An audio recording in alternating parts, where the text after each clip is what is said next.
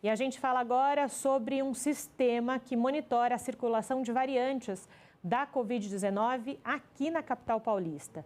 E esse sistema para monitorar a circulação de variantes do novo coronavírus na cidade de São Paulo está sendo implementado por meio de uma parceria entre Prefeitura e a rede de laboratórios DASA e também a FAPESP.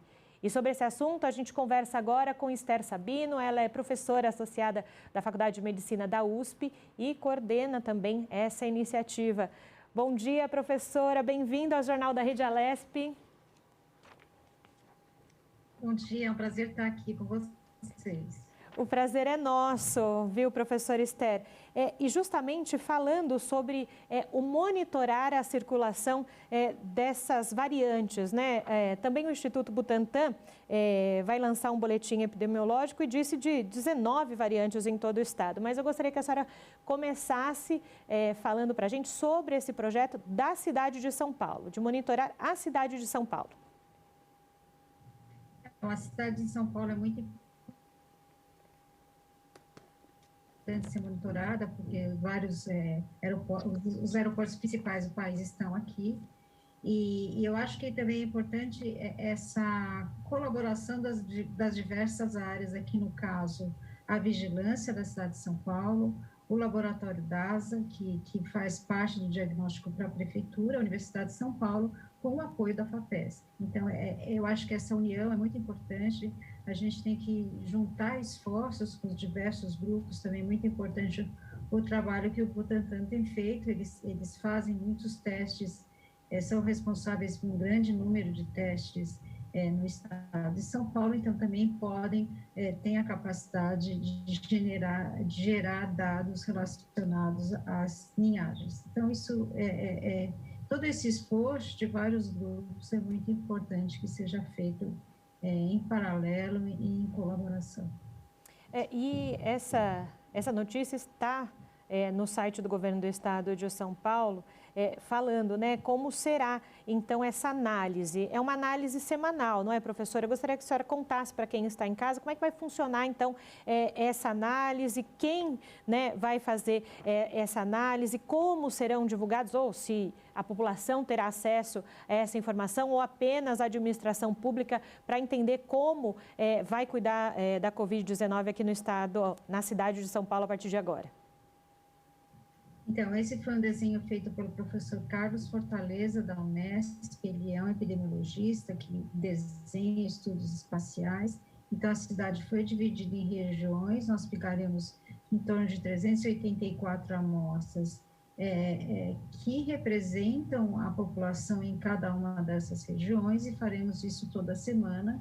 Quem separa as amostras é o grupo da vigilância, ou a indicação das amostras, da vigilância da prefeitura, que envia quais amostras deverão ser testadas para o grupo DASA, que nos envia as amostras para fazer a primeira triagem com técnicas de PCR, e depois será feito um sorteio dessas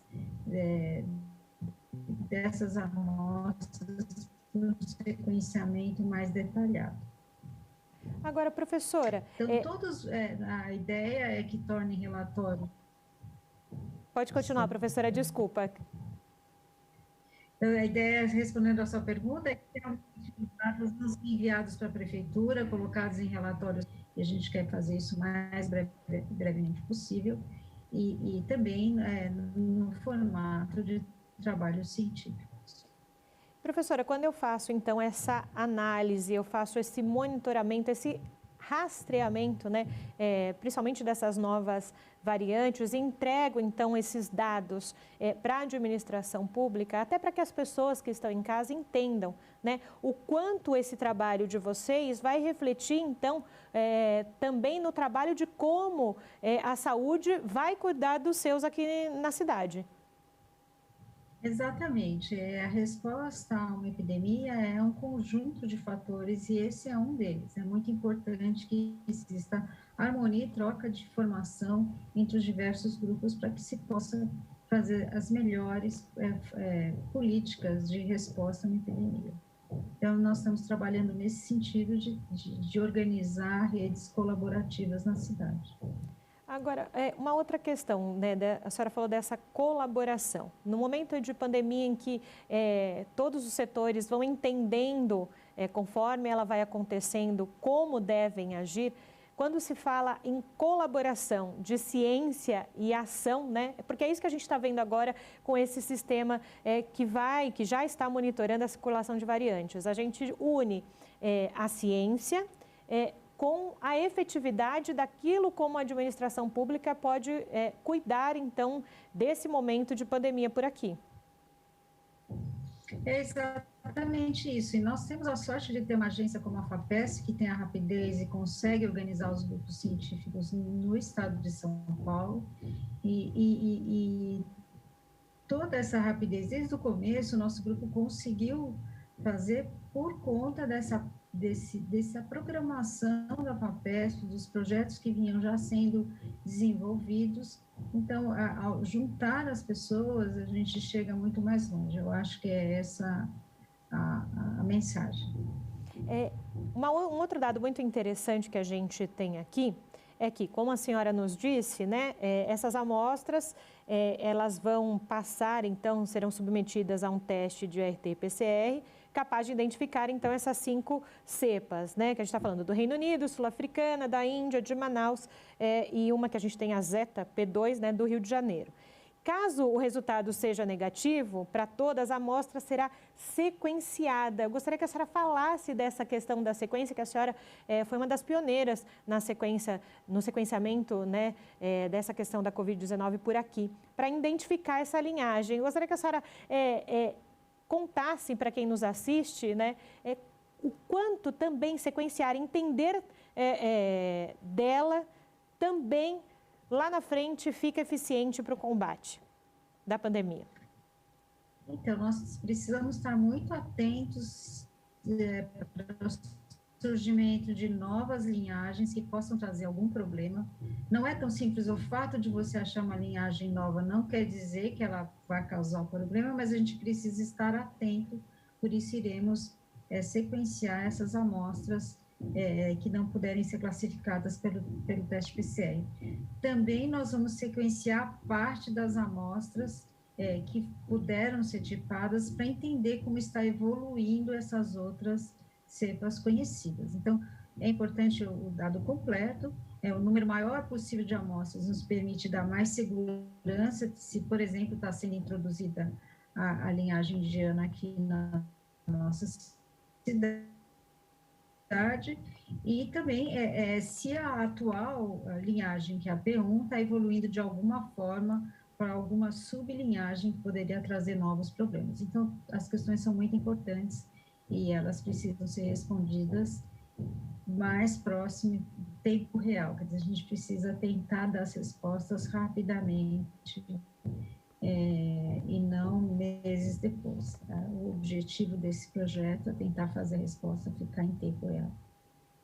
E quando a senhora fala nessa questão do tempo real, e nesse momento em que nós temos a vacinação acontecendo, dei a notícia há pouco da chegada de doses da Janssen, que é a primeira que vai chegar no Brasil com uma dose só para a imunização das pessoas. Quando eu faço o sequenciamento, quando eu monitoro, né, essas variantes, daqui a um tempo, essa resposta também para a vacinação se torna essencial, de entender se realmente é preciso lá na frente ter um reforço, que nós teremos talvez a vacinação anual contra a Covid-19, talvez seja uma realidade muito próxima.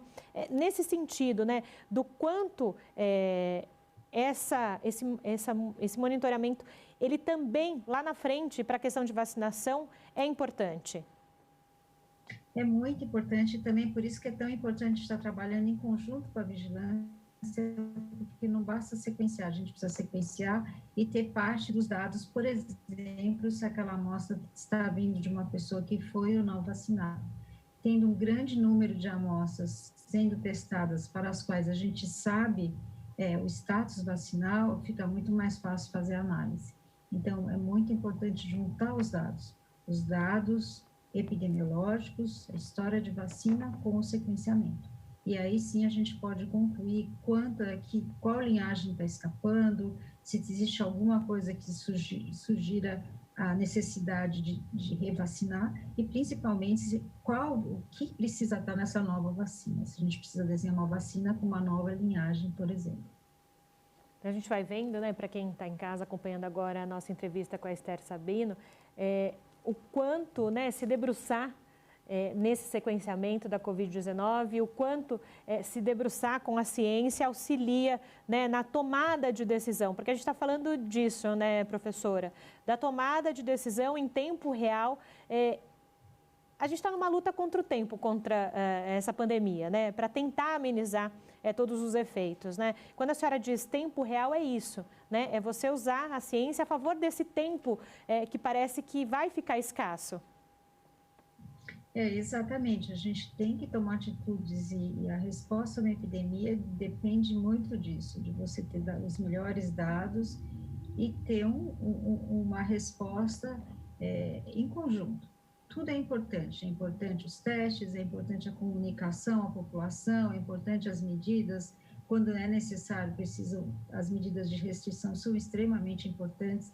Então, é um conjunto de dados e que eles não são feitos tudo ao mesmo tempo e você às vezes precisa ir, voltar em determinadas decisões até que você acha melhor saída. Hoje, realmente, o foco é vacinação, as pessoas precisam buscar ser vacinadas, não podem deixar de escolher vacina, elas têm que ser vacinadas o quanto antes.